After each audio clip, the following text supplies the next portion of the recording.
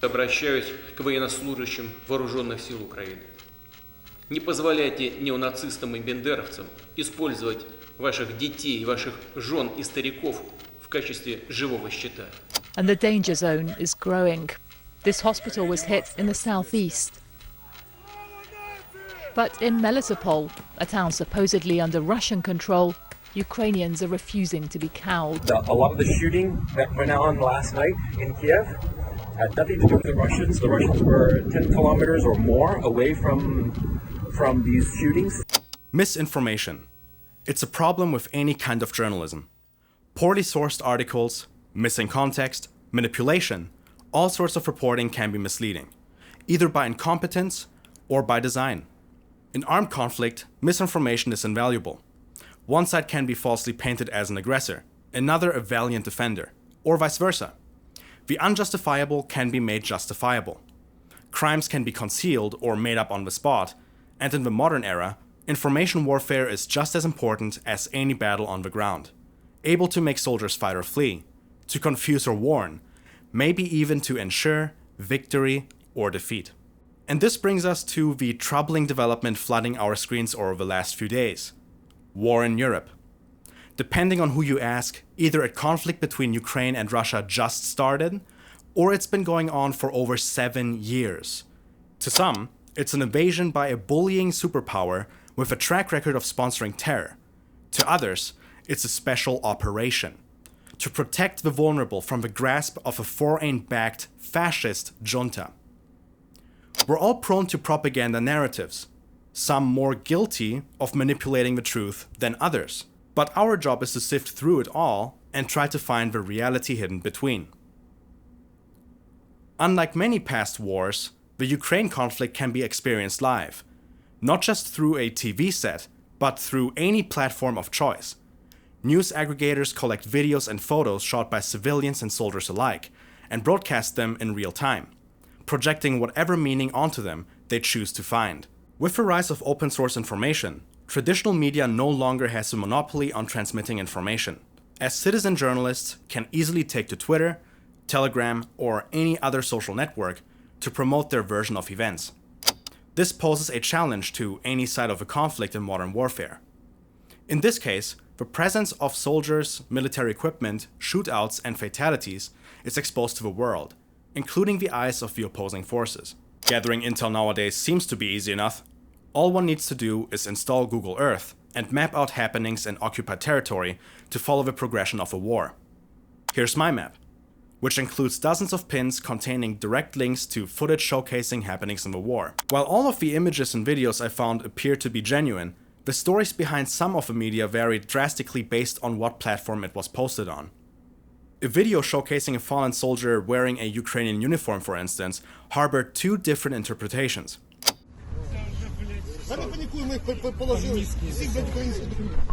Чувак, не знімай, не знімай, спливай. Це переодіті.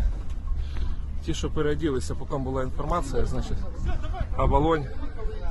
От. Хто читав новості, переодіті були Збройні Сили України. A Ukrainian news aggregator claimed the soldier was a Russian in disguise, implying a war crime was committed.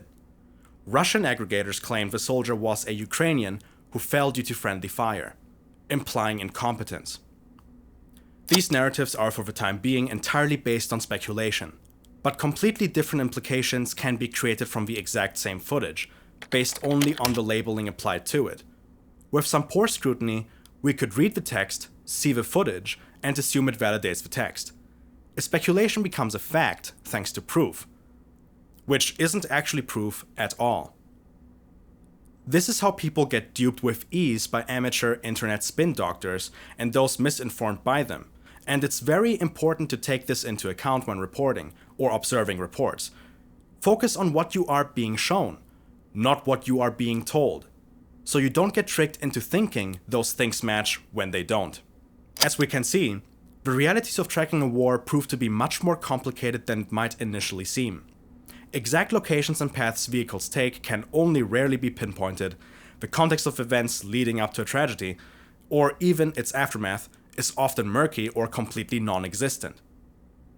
One may never know for sure which settlements were taken over by advancing forces and which ones managed to block the tide, who is being demolished and who is storming ahead. The spontaneous, never-ending flow of information is quick to arrive to our screens, but it severely lacks peer reviews and is susceptible to being weaponized as propaganda. If possible, painting the conflict as a fight between good and evil.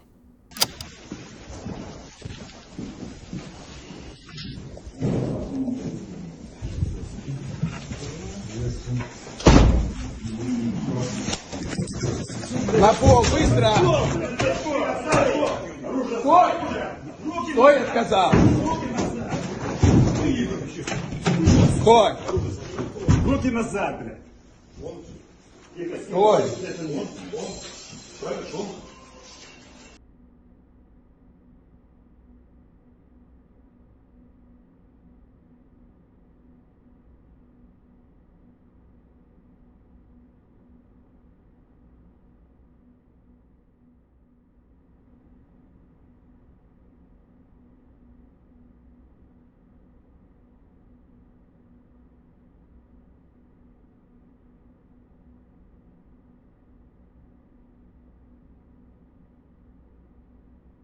Да, тебе сейчас нахуй. Всю тварь, за всех пацанов, блядь. За всех, кого ты положил, нахуй, блядь! Подходи. Встал, нахуй, на колени. Встал, нахуй. Ебало вниз, нахуй.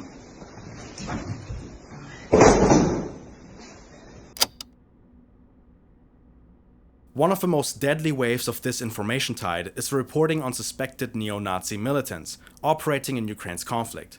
Militants Russia has a lot to say about.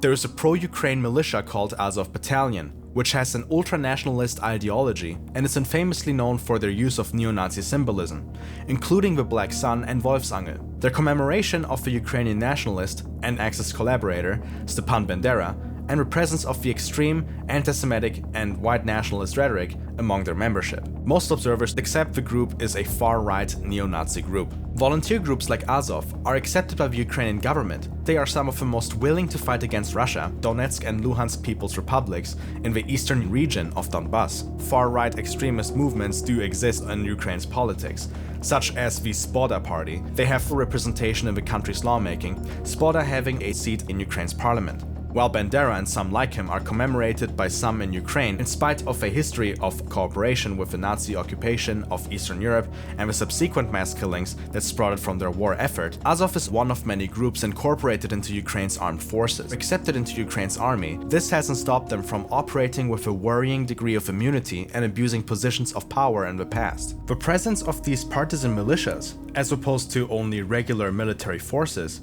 has resulted in human rights issues, as militias from pro-Ukrainian factions are committing war crimes against the civilian population of Donbass, and the presence of the far right in Ukraine is a major concern. Azov are real pieces of shit. Here, for instance, we can see in a video posted on Twitter by the Ukrainian National Guard, a Azov soldier greasing his bullets with lard in anticipation of Muslim Chechen invaders.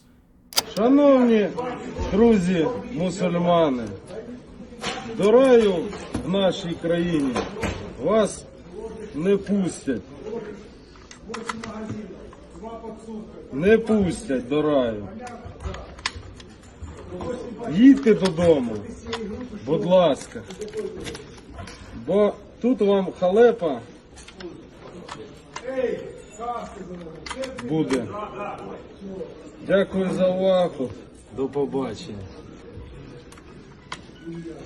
And just remember, these guys have been knocking about around Ukraine as official soldiers of its government for years. Denying the fact that Azov and their ilk exist are a real problem and are a bunch of ethno-nationalist cranks only does more harm than good, and this cannot be overstated. But why are extremist ideologues in the Ukrainian army? And how deep does this rabbit hole truly go? Well, to demonstrate this problem and how it can be spun to favor one side or the other in this conflict, let's try and reframe it and see what changes. There are numerous volunteer militias operating on behalf of Ukraine. There is a pro-Ukraine militia called Azov Battalion, which has a nationalist ideology and is known for their commemoration of the Ukrainian nationalist Stepan Bandera and the presence of the extreme rhetoric among their membership. The group claims only 10% of their membership believe in extremist ideas due to them being misguided youth, and the rest are merely patriotic.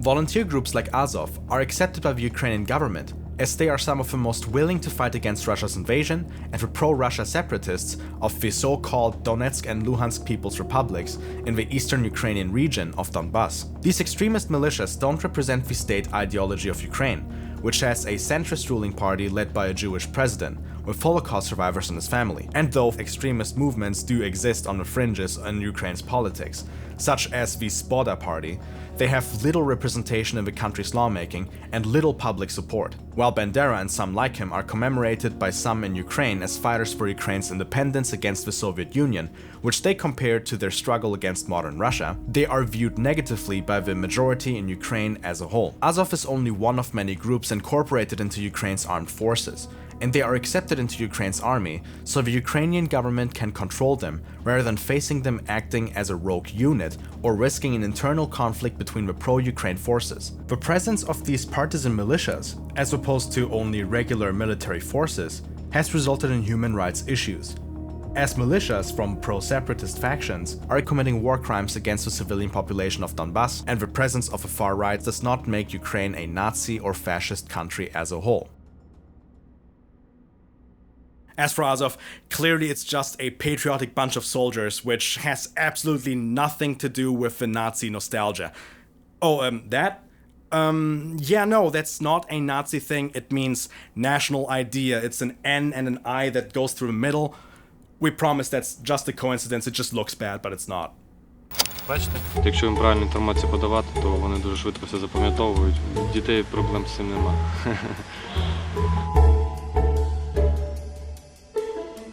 Спочатку було дуже важко. Перший день це... Or maybe not. Just FYI, to anyone uninitiated, the black fucking sun is a symbol that first appeared as a mosaic in SS leader Heinrich Himmler's Paderborn castle during the 1930s, and it later established itself in neo-Nazi circles after the Second World War as a symbol of mysticism and the power of the Aryan race. If the Wolfsangel and the swastikas don't make Zelensky sweat, the black fucking sun sure should. So, if the Ukrainians are not Hitler worshippers, why do these guys get a pass? Well, war does tend to change what is acceptable and what is not in our standards. Our love to hate suddenly becomes a lot more natural. You hate the enemy. You love who goes off to kill them. When a pro-Russia insurgency in Ukraine started in 2014, Azov rose to fame by taking up arms to defend the eastern city of Mariupol from the separatist insurgency at the time, when many were ditching Ukraine and abandoning their posts in exchange for the rebel cause. As groups like Azov went out to fight, they earned their place in the Ukrainian nationalist sphere, being able to present themselves as true patriots, defending the national interest against defectors. While it might seem horrifying that soldiers sporting the black sun could ever be acceptable, when you're under siege and people feel they can't afford to pick and choose who defends their houses, you can avoid a surprising amount of protest. Surprises for you! Both of these narratives spawned out of the same source text and misrepresent what was actually written. Let's listen to the unfiltered paragraph which exposes the narratives for what they truly are. A manipulative fiction which, like a bad horror movie, is based on a true story. There are numerous volunteer militias operating on behalf of Ukraine.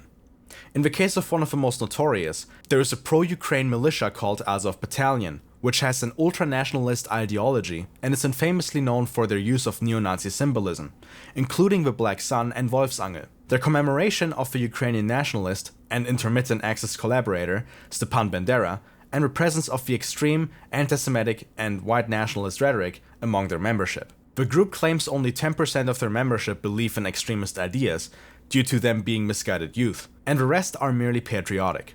Most observers do not believe this claim and accept the group is a far-right neo-Nazi group. Volunteer groups like Azov are accepted by the Ukrainian government as they are some of the most willing to fight against Russia's invasion and the pro-Russia separatists of the so-called Donetsk and Luhansk People's Republics in the eastern Ukrainian region of Donbass. These extremist militias don't represent the state ideology of Ukraine, which has a centrist ruling party led by a Jewish president, with Holocaust survivors in his family. And though far-right extremist movements do exist on the fringes in Ukraine's politics, such as the Svoboda party, they have little representation in the country's lawmaking and little public support.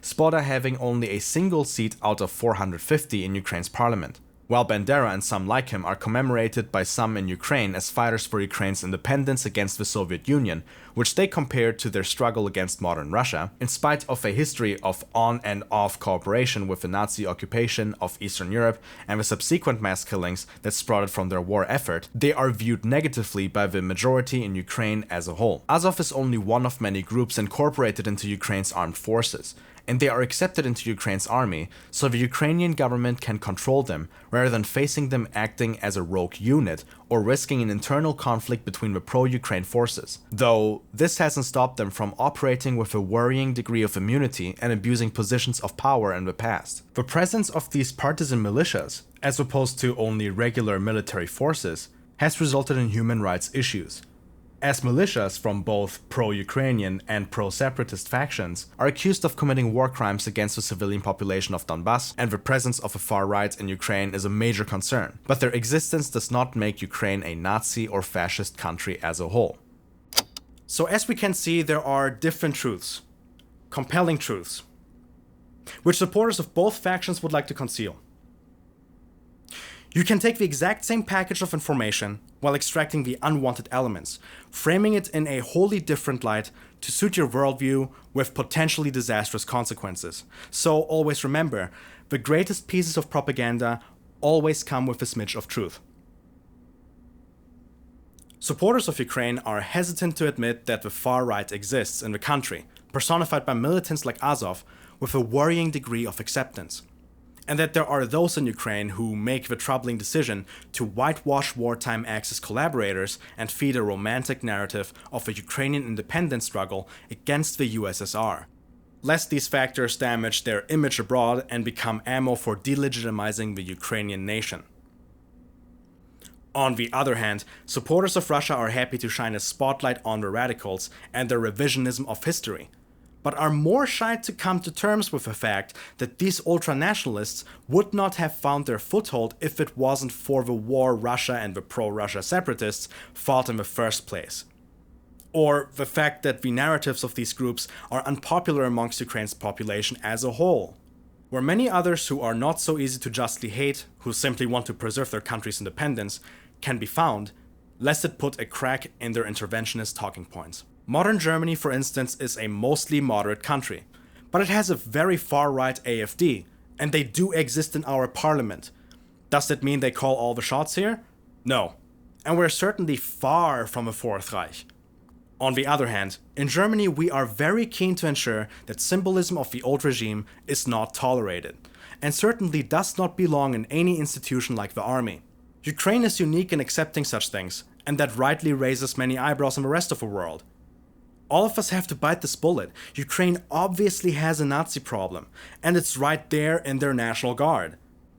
Denying this fact only gives Russia's propaganda line more credibility, as it uses Azov to inspire a nostalgic parallel to the Second World War, like the brutal battle for Stalingrad between Soviets and Nazis, to market their intervention, a parable that appeals to patriotism and pride. However, for all their rhetoric of being proud anti-Nazis, the pro-Russian side of the conflict is somewhat hypocritical about their outrage at Ukraine for accepting those with fascist ties amongst its ranks. И мы развернем настоящую партизанскую войну по всему периметру города Донецка. И мы утопим этих мразей в крови.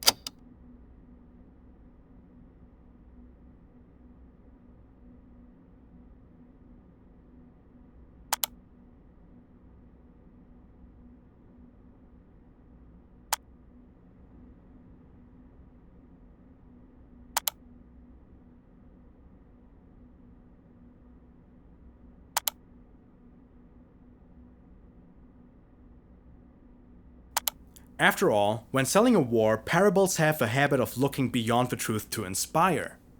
Consider America's invasion of Iraq in 2003, which was painted as a liberation from a Hitler-like tyrant swamping himself with a stockpile of chemical weapons. The reality behind the savior complex heroism was a lot more bitter and hard to swallow. Maybe soon enough the Russians will have to swallow a similar pill in Ukraine. Now, having seen the inconvenient truths here, you might want to stop and ask yourself, well, what is this conflict really about? Essentially, it can be summed up as a tug of war over Ukraine's future direction, and the solidifier of a new Cold War between the US-led West and Russia and China-led East. Since the collapse of the USSR and its power bloc, there has been a split in Ukraine between those who want the country to become a member of the European Union and strive to see it accepted into the US-led military alliance of NATO, and those who want to retain its historical closeness to Russia. The current conflict kicked off in 2013, when the Ukrainian president at the time, Viktor Yanukovych, decided to not sign a landmark association agreement between his country and the EU, after Russia's President Vladimir Putin warned of economic consequences and encouraged Yanukovych to bring the country into a customs union with Russia and the other ex-Soviet states of Belarus and Kazakhstan instead. The refusal to sign the agreement, which would have put Ukraine a step closer to joining the EU, sparked protests which escalated into riots and later a full-scale uprising in what came to be known as the Euromaidan movement. Ukraine was caught between the Maidan supporters who demanded to move to the west and anti-Maidan counter-protesters who wanted to stick to the east. The Maidan rebellion resulted in the successful overthrow of Yanukovych in 2014. Since then, Ukraine's government has been dominated by a pro-Western leadership, who went on to sign the original EU agreement without him. But the anti-Maidan movement remained a strong force in the country, with Maidan supporters mostly concentrating in the Ukrainian-speaking West and opposers in parts of the Russian-speaking East. The tensions between the two resulted in the formation of secessionist states in the regions of Donetsk and Luhansk, collectively known as Donbass, that rejected the new Euromaidan Ukraine and aimed for integration with Russia, along with a Russia-backed independence referendum on the peninsula of Crimea, which led to its annexation into Russia after a Russian military occupation. The anti-Maidan cause quickly became a pro-Russia cause with backing from Moscow, while the Euromaidan Ukraine gained the support of Washington. Since the rise of the pro-Russia movement, Ukraine has become very vocal about wanting to accelerate its path into the EU and become a NATO member, which Russia staunchly opposes as a threat to its security, having already faced several waves of NATO expansion into territory that used to be part of the Eastern Bloc. And given that NATO was public enemy number one for the Soviet Union, which the modern Russian Federation is a successor of, for over 40 years, it's not really a surprise that they wouldn't be happy to have them as a neighbor nowadays. In fact, Russia has been very vocally against the idea of a NATO enlargement for a long time. This is far from a new problem. For reference, when the roles were reversed and it was the Russians getting invited to a country too close to the United States, we had the Cuban Missile Crisis, well known as the closest the world has ever gotten to nuclear conflict, where two sides traded threats of war. America blockaded Cuba, and the USSR was forced to withdraw. Throughout the Cold War, both sides formed alliances, drew clear spheres of influence around their territories, and made crossing into them a red line. I think to be fair to Putin, I would say he started out hoping to be an ally of the United States. He was the first to call President Bush after 9/11.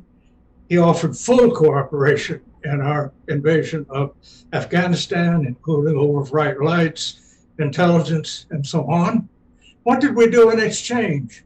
We withdrew from some of our most basic agreements with Russia.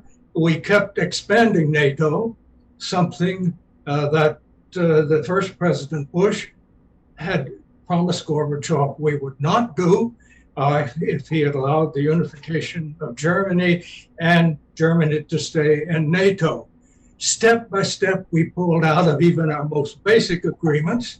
And then increasingly, we are surrounding Russia with right up to their borders, right up to beyond their borders of the former Soviet Union, with a military alliance which they are not in. There's a debate over what the ambassador is saying here. That the West promised not to expand NATO actually happened or not. The dispute mainly hinges on a quote from the US Secretary of State at the time, James Baker, where he told Soviet leader Gorbachev in 1990 there would be no movement 1 inch further east by NATO. Critics of Russia claim that this quote refers to Germany, not Eastern Europe as a whole, and Gorbachev actually agrees with this view, saying NATO enlargement was never brought up in conversations at the time. But there are other quotes from documents which would seem to show otherwise. Whether these promises matter now that the USSR is gone is another question, but it does seem like they were made.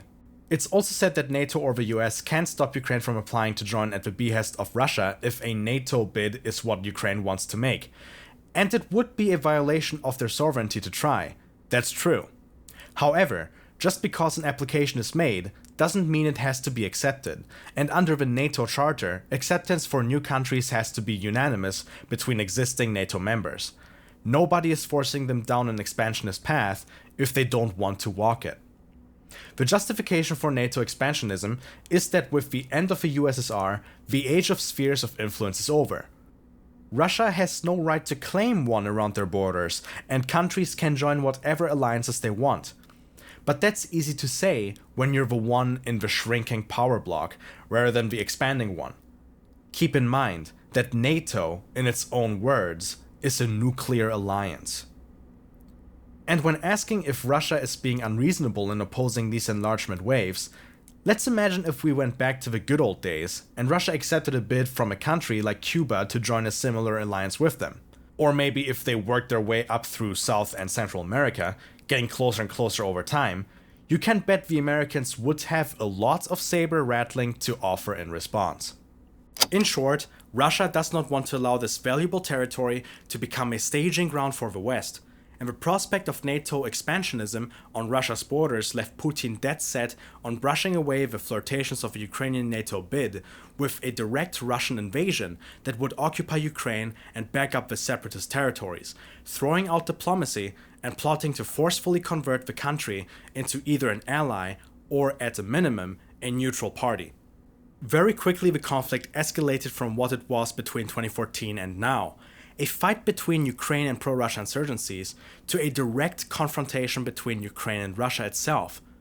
Knowing that Western countries would be powerless to retaliate with the stakes so high, as the involvement of NATO in the Ukrainian conflict could spark a world war, and since Ukraine isn't a member yet, NATO isn't obligated to step in to back them. Since the idea of invading a whole country out of anxiety would not be very popular, Putin disguises his self-interested political gamble as a noble act of liberation, of denazification and protection of separatist regions. Ukraine's tolerance of groups like Azov provides the perfect bait for using this line of rhetoric to sink sympathy for the country to a low point, going along with other sensationalist talking points such as accusing Ukraine of plotting to build nuclear weapons and resorting to classical whataboutism, pointing to the litany of war crimes, invasions, annexations, and meddling in foreign countries the USA is guilty of, as if that somehow gives others a pass to do the exact same thing, if they don't wave a nasty little star-spangled banner.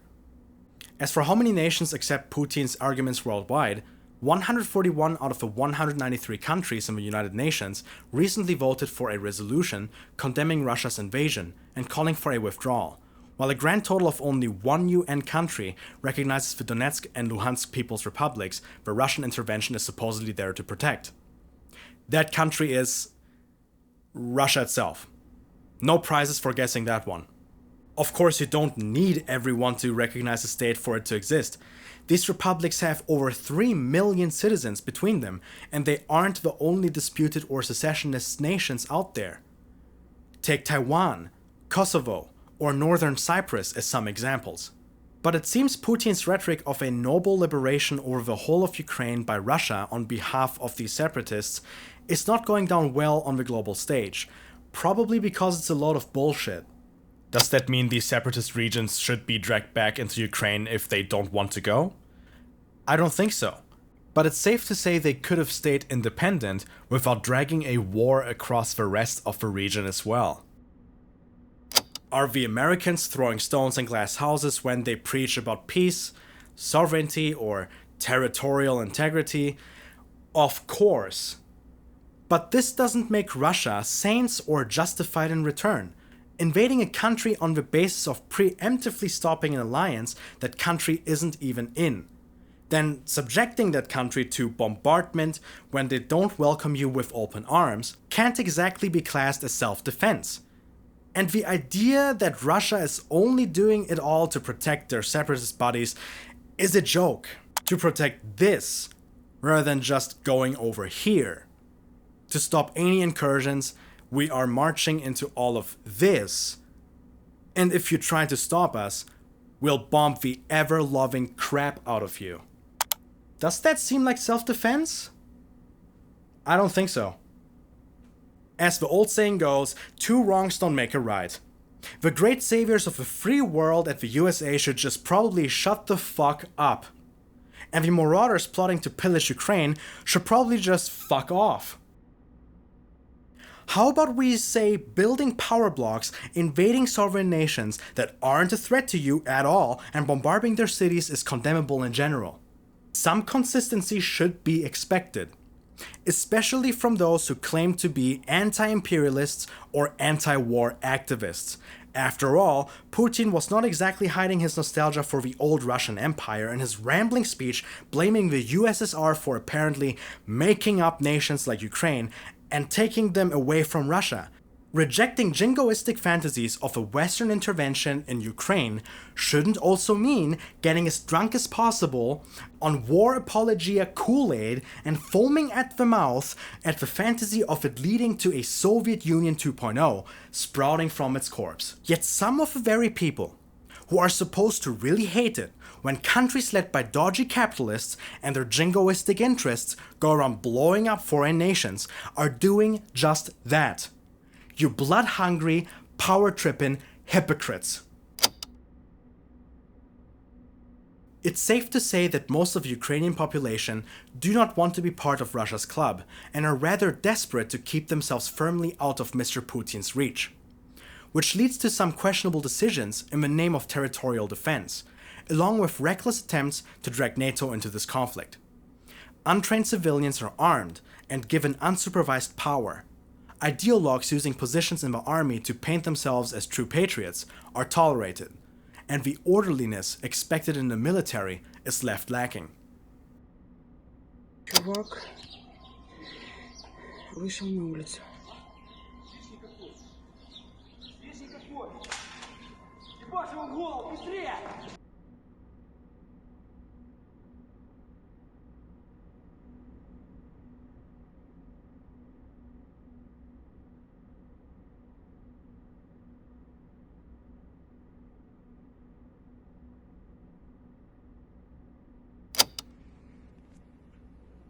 Поймали каких-то рецидивистов во дворе, их 10 человек.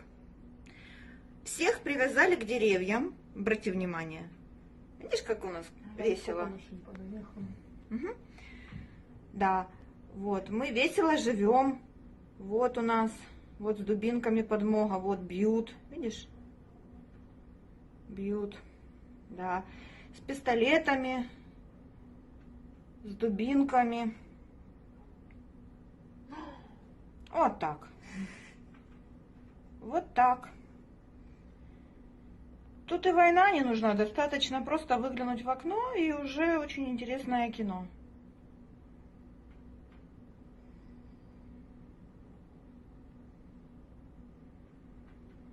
Вот такие белочки у нас на деревьях сидят, видишь? Одна белочка, там вторую белочку добивают.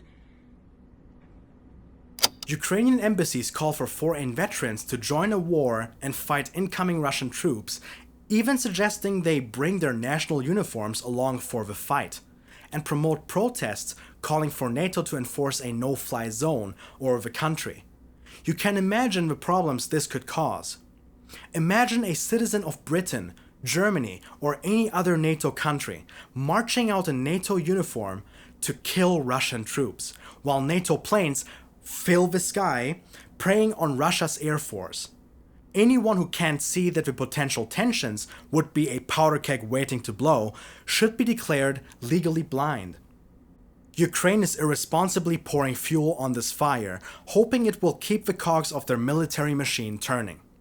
Civilians with guns and soldiers clad in foreign uniforms could prove to be a reckless but effective strategy to induce ambiguity in this war scenario, while Ukraine's security forces hunt down suspected Russian saboteurs, creating a similar danger for the Russian forces that the occupation in Afghanistan once had, where militants were indistinguishable from the local farmers amongst the population. Any person on the street could have a gun. Volunteers in foreign uniforms might be mistaken for the real deal, and the search for spies could catch many in the crossfire. The risk for civilian casualties might be drastically increased as distrust and anxiety between ordinary people increases, leading to more violent interactions and confrontations between different groups of the conflict.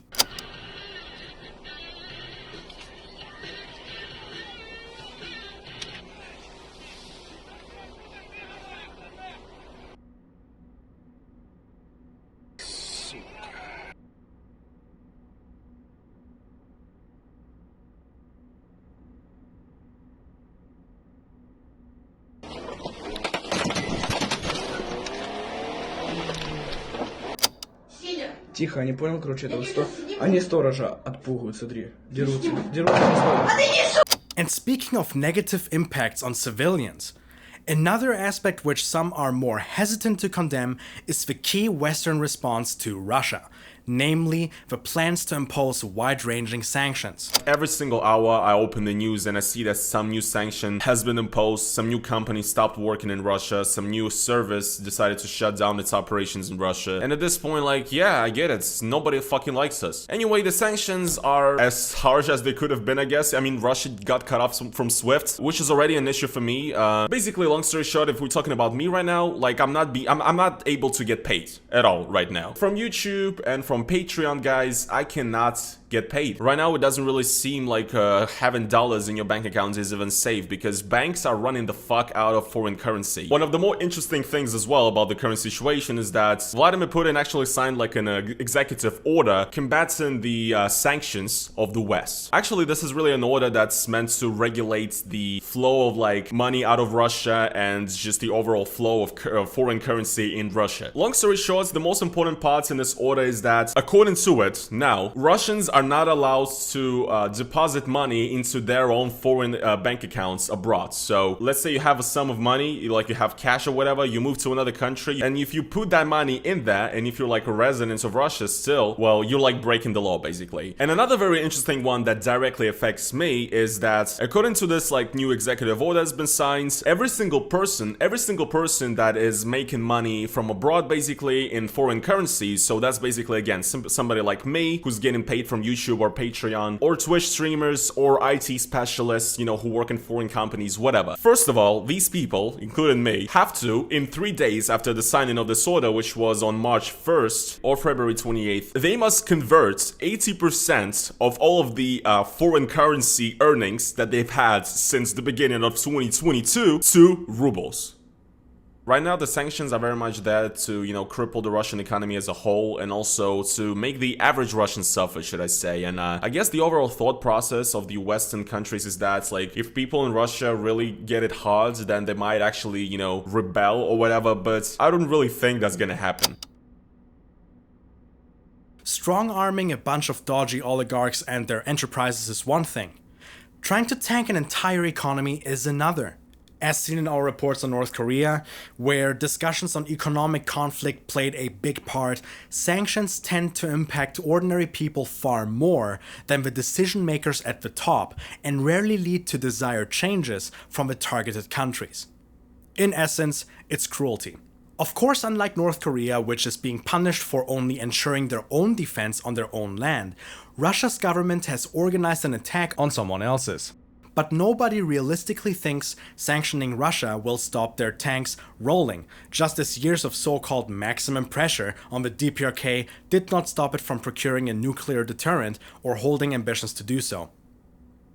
Should we really be punishing civilian populations over conflicts they don't call the shots on? Especially when in Russia many of those people have been out protesting the war, even facing arrests to do so. Преступление вообще и против России, и против Украины. Я считаю, что эта война, она убивает и Россию, и Украину. Я возмущена.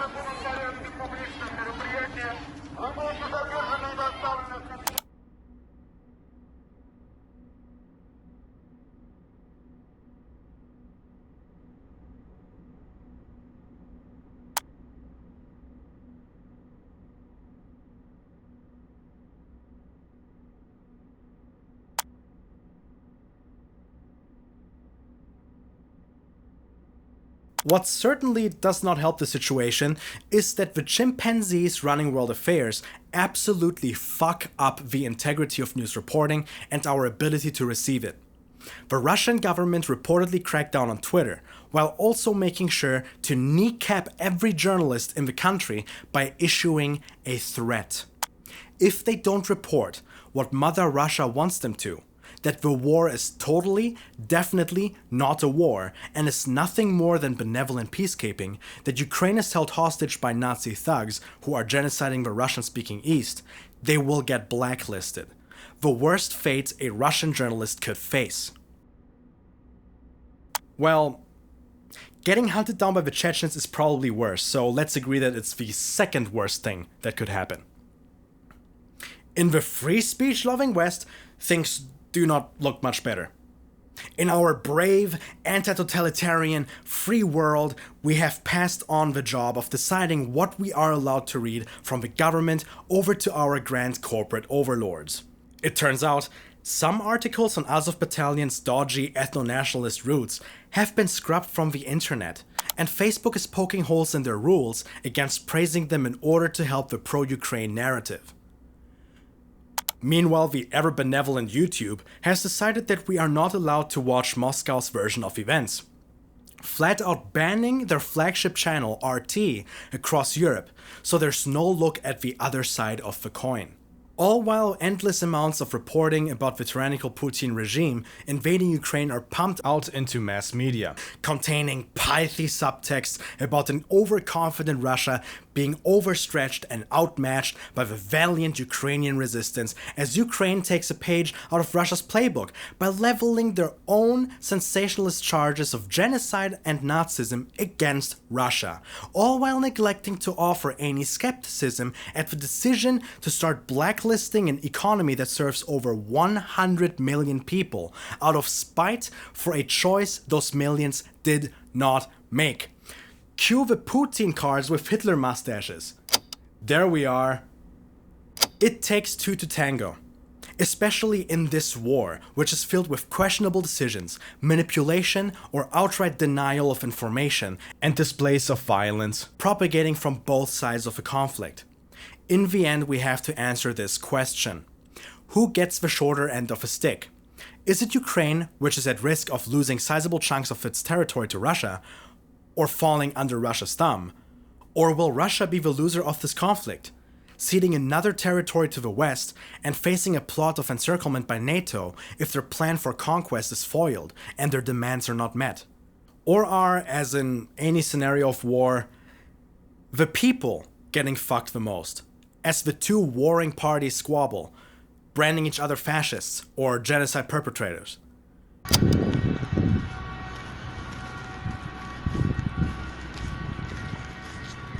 10 минут назад. Вот он, блядь. Да вы в одном районе живете, вы что делаете?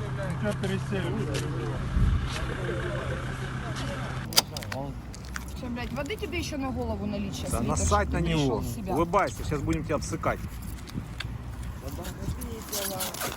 Мотай ему рот тоже, Руки, блядь. не надо, не, лицо не трогай. Я говорю... Говори, с кем ты был? С кем ты был? Сколько человек было? Сколько? Двое, трое? Сколько? Ну, Не, ну точно, что не меньше, чем двое, потому что они бы не повыносили. я слышал грохот, когда они бежали, понял, когда кричал туда. А ну да. Руки, цепан руки. 27 февраля, Николаев. Чепуха. Поймали мародера. Поймали мародера, вот залез в магазин. Хорошо, шли рядом граждане. Увидели. Ели семечки, блядь.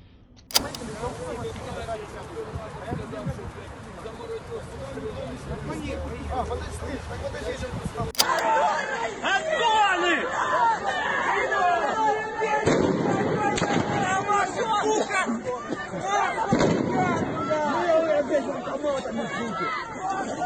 Пидорас! Ебать, оно воняет! Прикройте! Вот прикройте!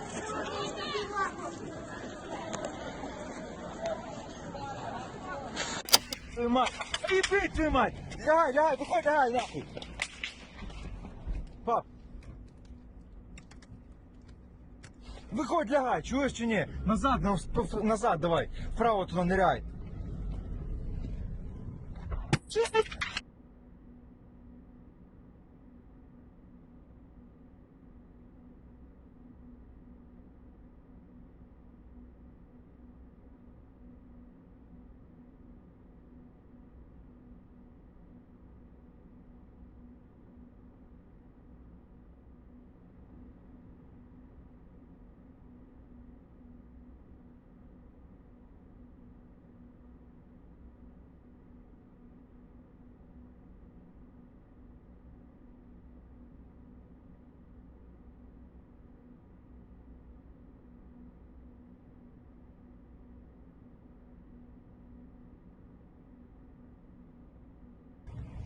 Сука, что ж это такие, блядь?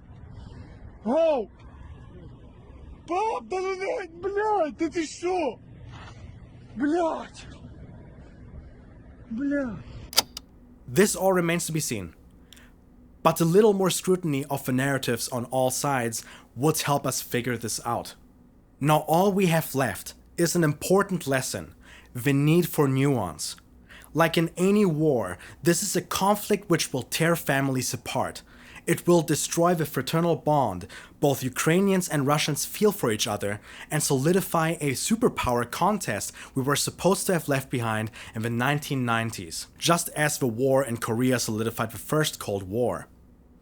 And in an era like this, now more than ever, good, honest journalism will matter so much more, along with our ability to scrutinize what we hear, what we see, and what we are told we're seeing. Sometimes to find the truth behind those trying to manipulate it, you have to figure out what is unknown before you try and find out what is known, and realize that the easy answers we are presented with are usually not what they seem. Hopefully with Mega, we can play a small part in that journey of discovery for you. We might all just become a little more informed in the process, and hopefully the Ukrainians can be free, the Russians can be prosperous, and both peoples can be safe for the long term.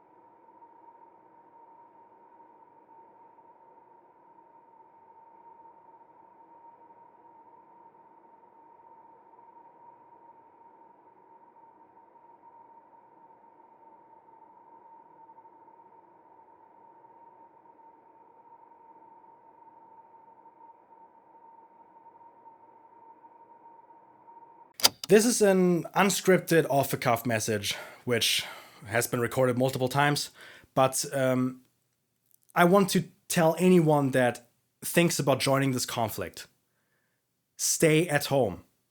Do not abandon your family, do not abandon your friends, and do not throw yourself in a meat grinder. This war is about regime change. It's about Russia wanting Ukraine to pertain to the East instead of the West. And you as a singular person cannot change the outcomes of this war. All you will do is die or traumatize yourself. Be cognizant of the fact that reporting of this war is drenched in propaganda about fascist regimes genociding Russians and Ukrainians en masse. Both Ukraine and Russia is guilty of this. Maybe you fell victim to this propaganda. Please try and see beyond that and actually realize that this is not happening. Stay home and stay safe. And for anyone that lives in Donbass or in Ukraine that has so far managed to stay out of this conflict or is forced to partake in this conflict, I wish you the best. Stay safe. I hope you don't get fucking shot.